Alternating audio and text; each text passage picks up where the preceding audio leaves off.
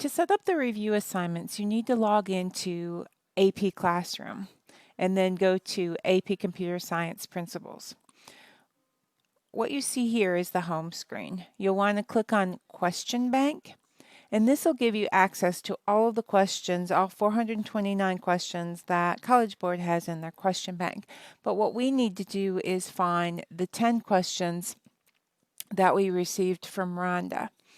And the easiest way to find those particular questions is to click in the search question and start to type in the question that you have.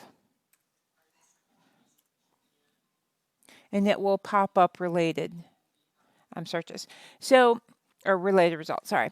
So this first one, beneficial effects of me reader, is one of the questions that is on our review. So we click on add.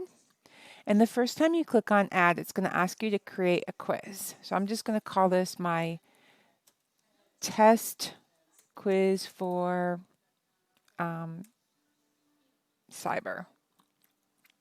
And I'm going to create the quiz. All right, now I have the quiz and I have one question in it.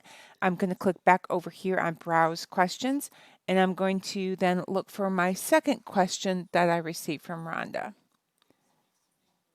And this is the question about StreamPal. StreamPal is an audio. And we'll search. And we have two of them here. So I'm going to click on the first one and see if that matches, and it does match. So I'm going to go ahead and I can add it. And now my quiz, my test quiz for cyber, has 2 questions. I would keep doing that until I have all 10 of my questions, and then I'm ready to assign. So I'm going to click on my assign button, and then I'm going to drop this down, and I'm going to unselect. I have a lot of sections.